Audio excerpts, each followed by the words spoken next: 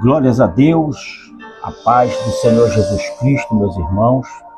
Já estamos aqui neste sábado, na presença de Deus, da sua palavra e do seu Espírito Santo, para mais uma noite de oração na presença de Deus. Eu já convido você a compartilhar nosso link da oração. Eu já vou estar fazendo isso aqui agora, compartilhando com nossos grupos de amigos da oração e da palavra. É uma linha de transmissão que nós temos das pessoas que nós amamos e que nós nos preocupamos, que nós oramos por elas, para que Deus abençoe grandemente a sua vida, a sua casa e a sua família. E essa oração tem chegado em muitos lares, em muitas famílias, muitas cidades, muitos países, de pessoas que precisam realmente de oração. Se você precisa de um milagre, se você precisa de uma bênção, peço que você escreva aí no seu comentário: eu preciso de um milagre. Nós vamos estar cada vez mais apresentando você e sua família em oração, para que Deus continue abençoando todas as áreas da sua vida. Amém? Louvado seja o nome do Senhor. Hoje nós temos aqui um tema bastante interessante, que era um conflito que acontecia na cidade de Corinto, e que o apóstolo Paulo ele foi acionado para solucionar esse problema. Havia pessoas naquela cidade onde Paulo havia implantado uma igreja, um ministério, em que se preocupava com o bem-estar espiritual daquela cidade, daquela igreja que estava implantada ali na cidade de Corinto. A igreja era rica, a igreja ela era abastecida, não somente fisicamente, financeiramente, mas também espiritualmente. Os cristãos, eles estavam cheios do Espírito Santo de Deus, e eles então serviam a Deus, mas começou a surgir ali algumas divergências doutrinárias, que é o que a gente vai estar tratando aqui. Por quê, pastor? Porque nos nossos dias não é diferente. Ainda existem muitas pessoas que, mesmo estando na igreja, servindo a Deus, elas ainda possuem dúvidas daquilo que eu posso fazer, daquilo que eu não posso fazer. Eu me lembro que no dia em que aceitei a Jesus com a minha mãe, eu tinha apenas 8 anos de idade, eu fui confrontado com uma lista do que, a partir daquele momento, eu não deveria fazer. Algumas coisas que faziam parte do meu lazer, algumas coisas que faziam parte do meu dia a dia, da minha vivência como criança, como adolescente, depois como jovens e depois como adulto. Qual é o conflito que você enfrenta hoje, depois de cristão, que você acha que você deve mudar, que você acha que você deve deixar de fazer, deixar de frequentar? Muitas pessoas nos perguntam: pastor, eu posso fazer isso, eu posso fazer aquilo, eu posso estar em tal lugar, porque agora eu sou um cristão. E isso acontecia ali na igreja de Corinto. E diz aqui um texto que nós vamos ler, para você nos acompanhar aqui nesse tema. É um texto bastante conhecido. Está lá em 1 Coríntios, capítulo 10, versículo 31. É aqui que está a ênfase do conflito doutrinário, tá? Diz o texto: quer comais, quer bebais, fazei tudo para a glória de Deus. Onde é que começa aqui o conflito doutrinário? Diz aqui o texto que os cristãos de Corinto tinham muitas dúvidas sobre até onde poderiam ir a sua liberdade. Os cristãos dos nossos dias, eles precisam entender, todos nós precisamos entender até onde vai o limite da nossa liberdade. Até onde é que você pode caminhar, até onde você pode pisar. Tá? A gente já começa a buscar um conhecimento de que a liberdade cristã é totalmente diferente da libertinagem. Pastor, o que é a libertinagem? É uma ação em que as pessoas aproveitam para se justificar. Né? Porque agora eu aceitei Jesus e eu sou livre, eu posso fazer o que eu quiser. Não é bem assim. Tá? Aqui em Corinto, o problema era a questão de carnes. Carnes que eram consagradas, sacrificadas aos ídolos, tá?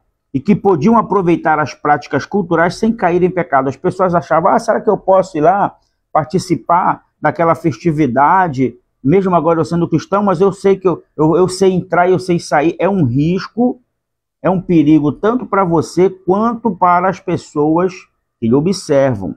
Paulo vai dar aqui uma resposta com princípios que continuam para os dias atuais. O cristão não é guiado só pelo posso ou não posso.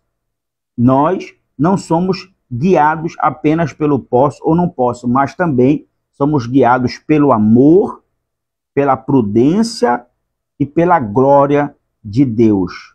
Aí surge aqui uma pergunta.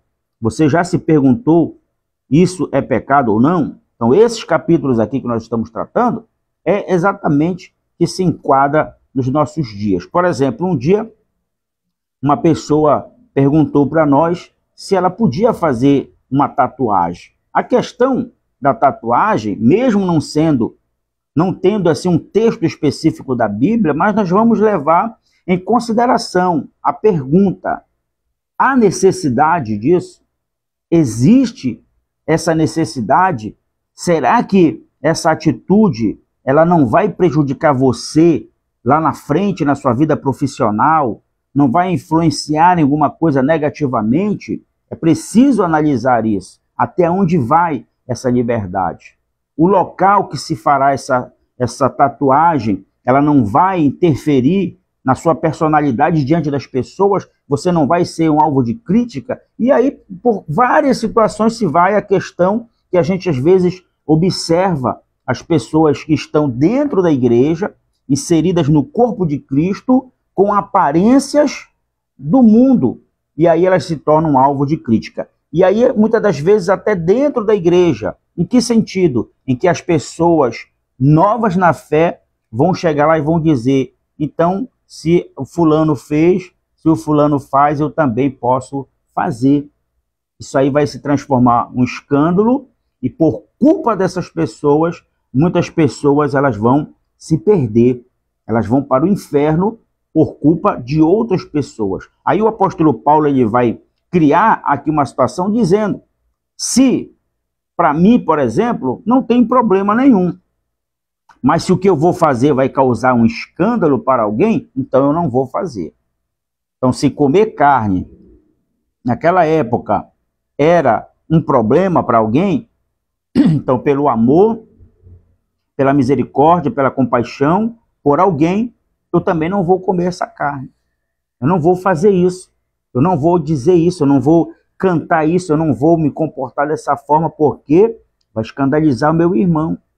Porque se eu disser, ninguém tem nada a ver com a minha vida, eu faço aquilo que eu bem entendo, eu falo aquilo que eu tenho que falar, algumas pessoas até dizem assim, eu vou falar porque eu não sou baú. Essas pessoas elas estão sendo individualistas, elas estão sendo partidárias, elas pouco estão se importando com a vida do seu irmão, se vai machucar, se vai prejudicar. Então, quando a pessoa começa a agir dessa forma, ela já não está inserida na unidade do corpo de Cristo, tá bom? Então, em Corinto, quase toda a carne que era vendida nos mercados, elas já haviam sido consagradas nos templos pagãos, porque Corinto, ela tinha muitas igrejas, não tinha só uma igreja cristã que Paulo ergueu ali, não. Haviam também muitos templos pagãos e eles sacrificavam, consagravam aquelas carnes e as pessoas tinham que ir ao mercado para comprar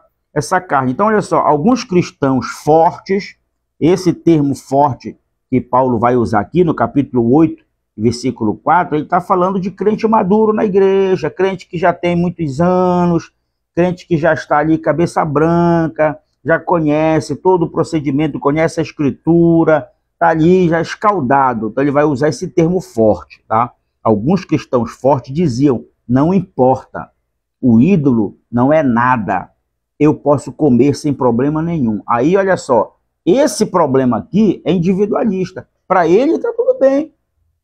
Para mim está tudo bem. Porque eu, na minha consciência, eu sei que um ídolo, ele não é nada. Ele não passa de uma estrutura feita pela mão do homem. Então, ele não tem poder nem de matar, ele não tem poder nem de castigar, de alejar, de fazer nada.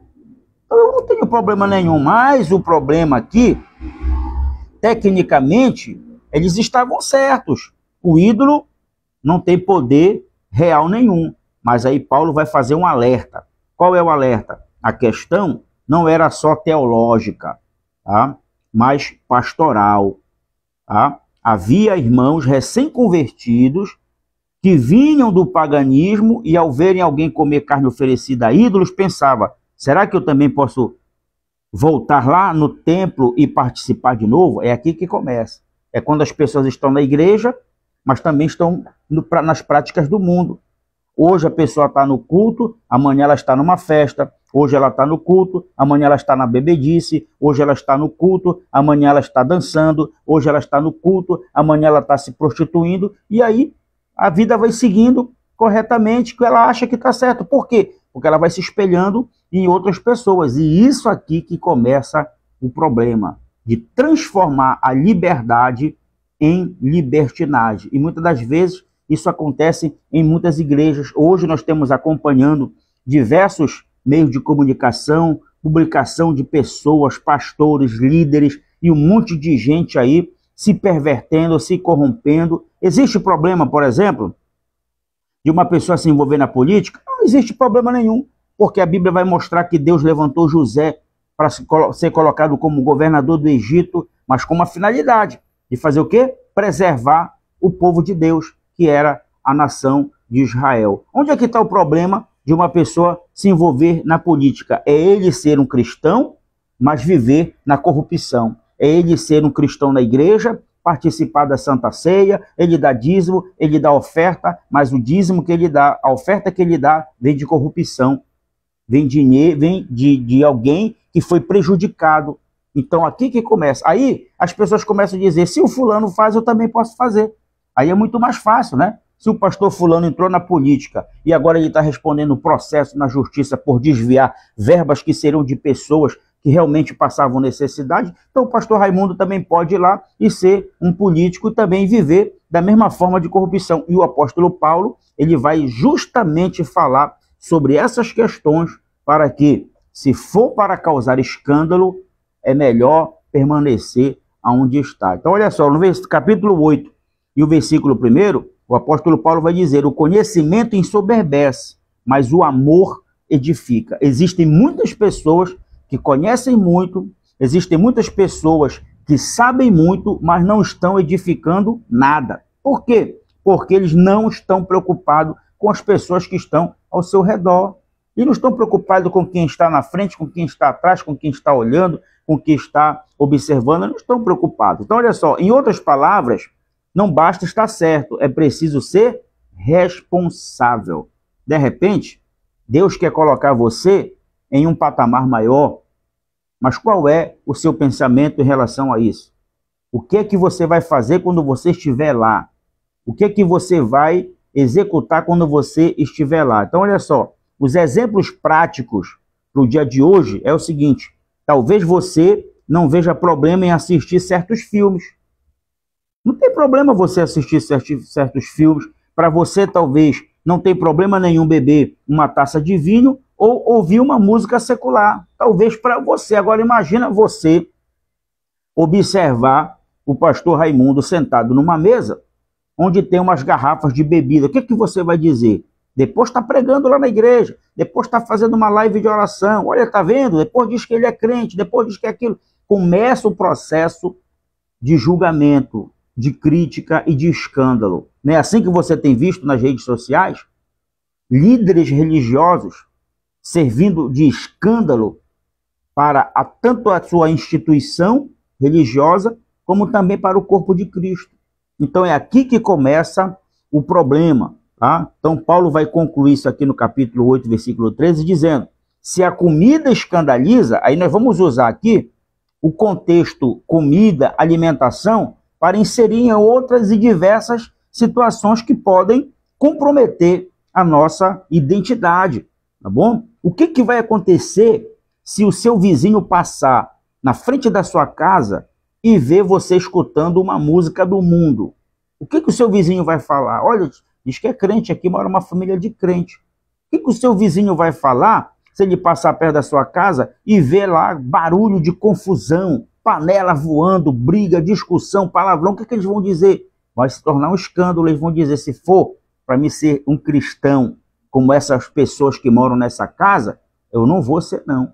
Então, olha só, é preciso ter responsabilidade com aquilo que você é, com aquilo que você conquistou de Cristo, tá bom? Então ele vai dizer: se a comida escandaliza o meu irmão, eu não vou mais comer essa carne. Então o que, que ele está ensinando aqui? Que a maior prova do amor e do bom uso da liberdade é abrir mão dos seus próprios interesses. De repente é algo que você gosta muito. Se você vê que está escandalizando seu irmão, não faça. Não faça. Porque se você olhar só para si mesmo, no individualismo, dizer: vou fazer e ninguém tem nada a ver comigo, com nada a ver com isso, eu vou para a igreja com a roupa que eu quero, eu pinto meu cabelo da cor que eu quero, eu faço isso e aquilo porque eu quero e ninguém manda em mim, você vai estar se auto-excluindo do corpo de Cristo. Por quê? Pelo seu comportamento, pela sua atitude. Você não vai ter um comportamento de cristão, você vai ser alvo de crítica, de julgamento. Então, no capítulo 9, Paulo vai dar um exemplo pessoal de como viver o princípio do amor acima da liberdade. Qual é o exemplo? Ele lembra aos coríntios que tinha direitos legítimos como apóstolo. Olha só, qual era o direito de Paulo? Ser sustentado pela igreja, está lá no capítulo 9, versículo 4 ao 14, receber o cuidado e a honra como líder, não precisar trabalhar com as próprias mãos, porém, olha só, ele poderia usar da sua liberdade agora como apóstolo e viver às custas da igreja, dos irmãos. Mas o que ele preferiu? Ele preferiu trabalhar, construir tendas, vender as suas tendas, os seus trabalhos e ainda contribuir com a obra de Deus. O que eu acho muito interessante é que existem pessoas que se aproveitam das suas habilidades e dos seus dons e eles só fazem o serviço de Deus se tiver um reconhecimento físico, pessoal, financeiro. Essas pessoas, elas serão excluídas do corpo. Por quê? Porque elas não estão se preocupando com o que está ao seu derredor. Eles estão se preocupando apenas consigo mesmo. Então não haverá nenhum tipo de semeadura. O princípio aqui é claro. O evangelho sempre vai estar acima do meu conforto. Sempre. O evangelho, ele não veio para facilitar a vida de ninguém. O evangelho é cruz. Não é um peso que eu não possa carregar, mas é um valor que eu tenho que pagar.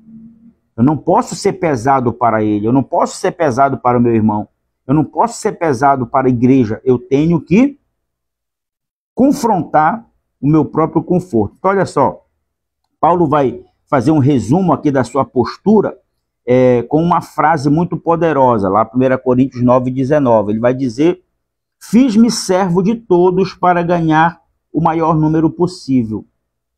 Tá? Tem gente que usa esse texto sem o contexto para gerar um pretexto. para que ele não possa ser alvo de crítica. Ele vai dizer, sabe por que eu estava lá na festa, dançando, cantando? Porque eu me fiz de louco para ganhar os loucos. Meu irmão, você só tem a perder. Você não vai ter moral nenhuma. Você não vai ter autoridade nenhuma. Isso não vai lhe levar a nada. Então, esse texto que Paulo está dizendo aqui, olha, ele está dizendo bem claramente, eu me fiz de servo de todos para ganhar o maior número de pessoas. Ele está falando aqui sobre humildade. Ele está falando aqui sobre simplicidade. Eu acho muito interessante quando nós mantemos um relacionamento com pessoas de alta patente e que eles se colocam na mesma direção.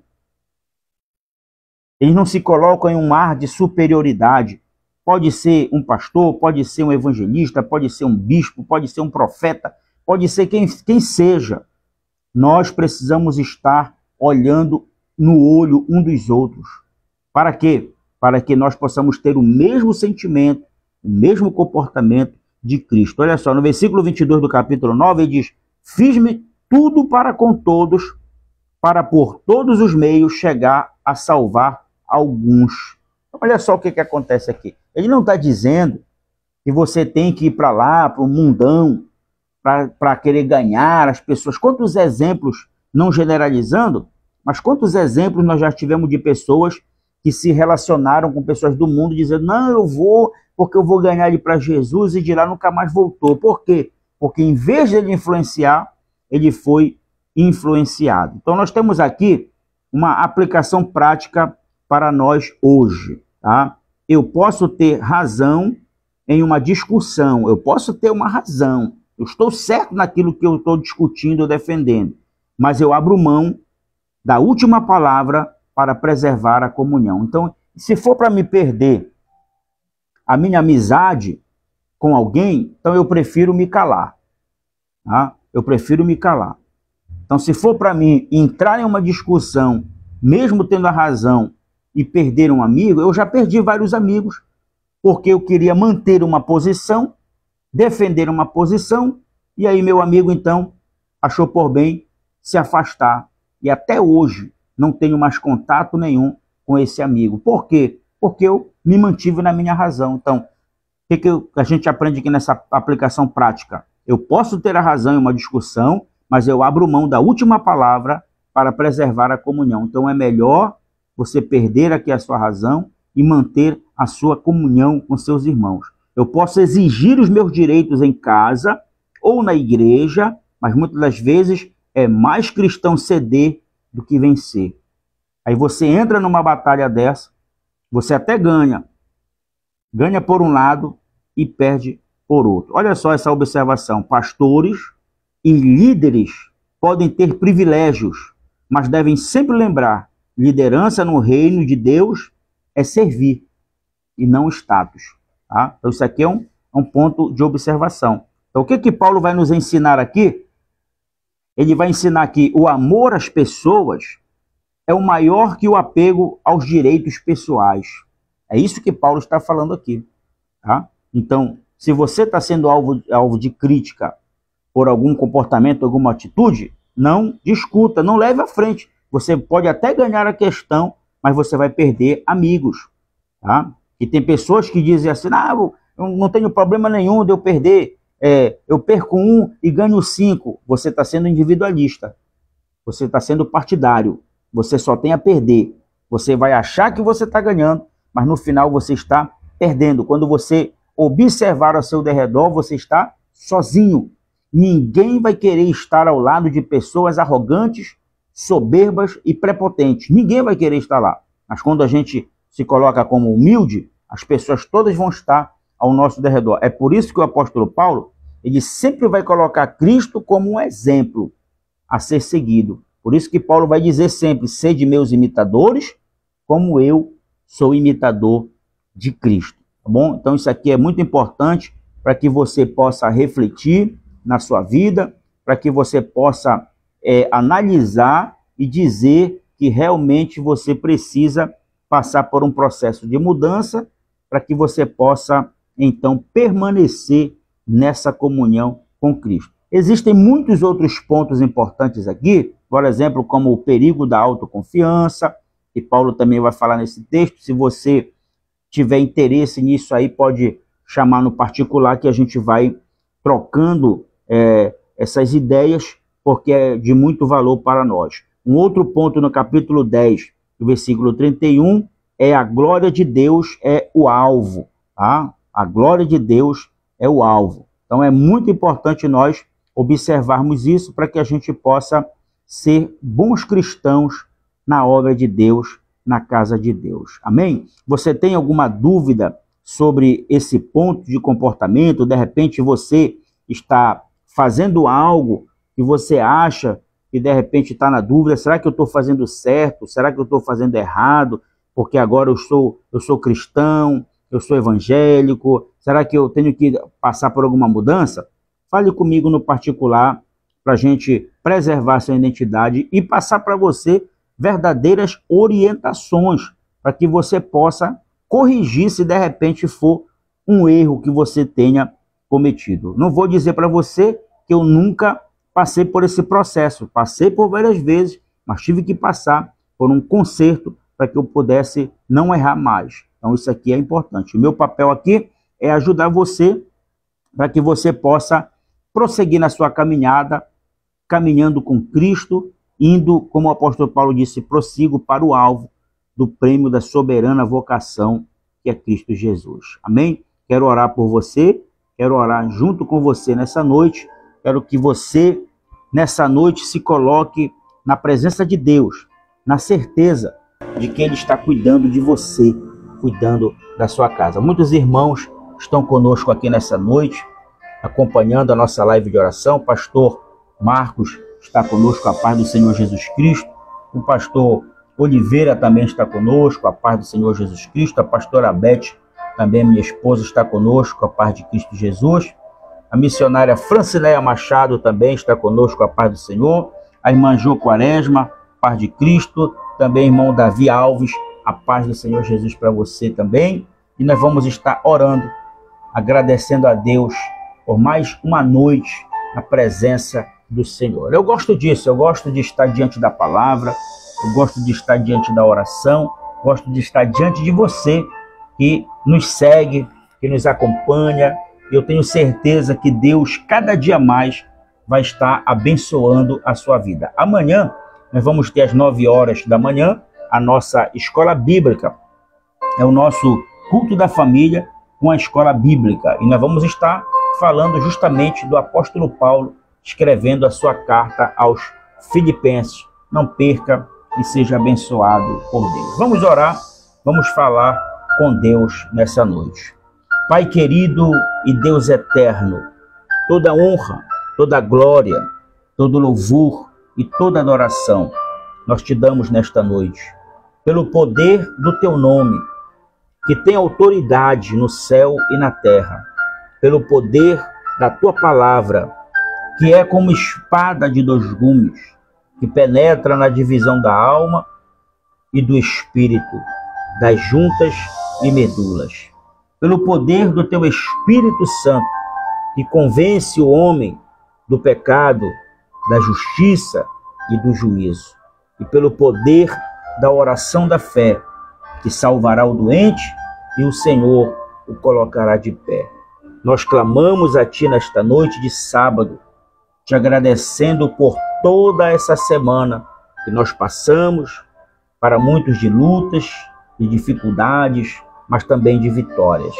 Mas hoje, Senhor, estamos aqui colocando a nossa vida, nossa casa, nossa família, tudo que nós temos, que nós somos, que podemos, diante de Ti, meu Pai, para que o Teu nome seja honrado, glorificado e exaltado. Nos despedimos de mais um dia, de mais uma semana, e recebemos um novo dia, o domingo, 16 de novembro. Como gratidão pelo Teu amor e pela Tua misericórdia, eu levanto as minhas mãos em direção a essa casa, a essa família, a esse homem, a essa mulher, te pedindo, Senhor, as mais ricas bênçãos que se derramem como chuva sobre essa casa. Que toda enfermidade seja repreendida pelo poder do nome de Jesus. Que toda contenda, toda desunião, toda dúvida, toda intriga seja repreendido pelo poder da oração que se faz nesse lugar. Dá uma noite de paz, uma noite tranquila, um sono reparador, o sono da tranquilidade. E quando o dia clarear, a vitória, a paz, a conquista chegue para esta casa, para essa família. Recebe a nossa oração, que tudo que foi falado, ministrado, esteja guardado no nosso coração, na nossa mente, para o nosso amadurecimento espiritual. Recebe, Senhor, nossa gratidão, o nosso sacrifício, pelo poder do nome de Jesus. E você diga amém, diga graças a Deus, diga eu e a minha família somos bênção do Senhor. Declare que a sua vida está guardada e protegida no poder e na autoridade do nome de Jesus. Vou esperar você amanhã na nossa escola bíblica dominical e terça-feira nós vamos estar aqui novamente na presença de Deus, orando e buscando a face do Senhor. Eu oro por você, você ora por mim e juntos nós somos abençoados. Fique com Deus e durma o sono da tranquilidade, porque você merece, no nome de Jesus.